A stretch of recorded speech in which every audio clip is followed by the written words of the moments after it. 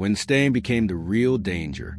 For a long time, staying felt responsible, sensible, safe. It was the option praised by others and justified by logic. Leaving carried risk. Staying carried reassurance. But this story begins at the moment that equation quietly broke. 97, when staying stopped being protection and started becoming the real danger. At first, nothing appeared wrong. The role was secure.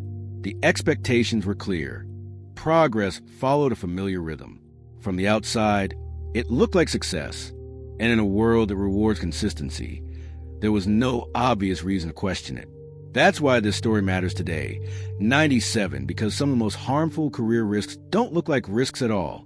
The realization didn't arrive as panic or dissatisfaction. It arrived as repetition. The same challenges, the same conversations, the same outcomes, cycling endlessly. What once felt stabilizing now felt static. Growth had slowed, then stalled, without ever formally stopping. And that subtle stagnation was easy to ignore. They began noticing how often they were relying on past competence instead of developing new capacity. How much of their value came from familiarity rather than learning. The work no longer demanded adaptation. It rewarded maintenance. And while that felt comfortable, it also felt increasingly fragile. A quiet fear surfaced, 97 not a failure, but of irrelevance. Of waking up years later to discover that the skills they relied on had aged without them, that the world had moved forward while they stayed perfectly still. The danger wasn't visible yet, but it was forming beneath the surface.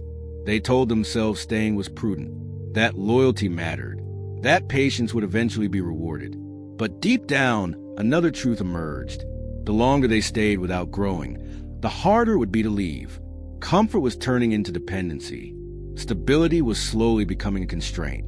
The thought landed with unexpected weight. Staying wasn't neutral anymore. It was costing them something. And once they saw that clearly, the idea of staying began to feel far riskier than leaving ever had. The inversion was complete. What had once seemed like the safe choice now appeared as the most dangerous one available. The awareness changed how they experienced each day. Tasks that once felt efficient now felt repetitive. Conversations circled familiar ground. Even success began to feel thin, like proof of reliability rather than evidence of growth. They weren't failing 97, but they weren't evolving either. And that distinction started to matter more than they expected, because evolution was the only thing that kept a career relevant over the span of years rather than months. The conflict deepened as they weighed responsibility against momentum. Staying honored commitments. It preserved stability. It avoided disruption. But each of those virtues carried a hidden cost. The longer they stayed, the more their learning curve flattened, the more their curiosity dulled, the more they relied on what they already knew. Safety was no longer neutral. It was slowly eroding their edge. They noticed subtle signals everywhere. New tools appeared that they didn't need to master. New ideas circulated that didn't require engagement. Challenges that once stretched them were now routine. The role rewarded consistency, not exploration. And while that made the work predictable, it also made the future narrower.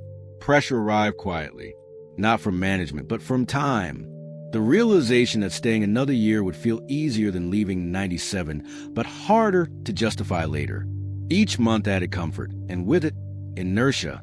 The exit door didn't close. It just drifted farther away. They tried to rationalize the unease. Maybe growth would return. Maybe the next cycle would bring new challenges. Maybe this plateau was temporary. But the evidence suggested otherwise. The system was working exactly as designed. And what it was designed to produce was stability, not transformation. The tension peaked when they imagined explaining their choice to stay years later. Not to others, 97 to themselves. The explanation felt thin, safe, incomplete. It relied on what they avoided, not what they pursued. And that realization stripped away the last illusion. Staying had stopped being a pause. It had become a decision. And decisions, once recognized, carry consequences whether you act or not. The conflict reached its peak when they finally named the risk out loud. Not to anyone else, 97 just to themselves. Staying was no longer about loyalty or patience. It was about avoiding uncertainty. And once framed that way, the comfort they relied on began to feel deceptive. They imagined two futures unfolding side by side.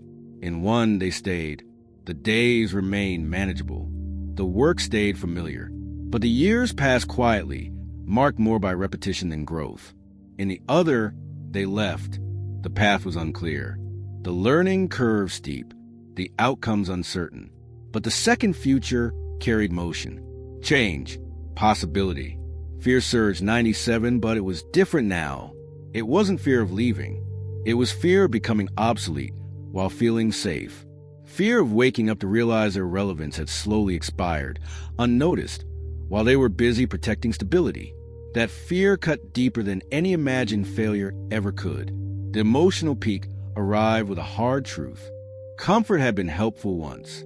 It had given them space to build competence. But comfort was never meant to be permanent. What protects you at one stage can trap you at another.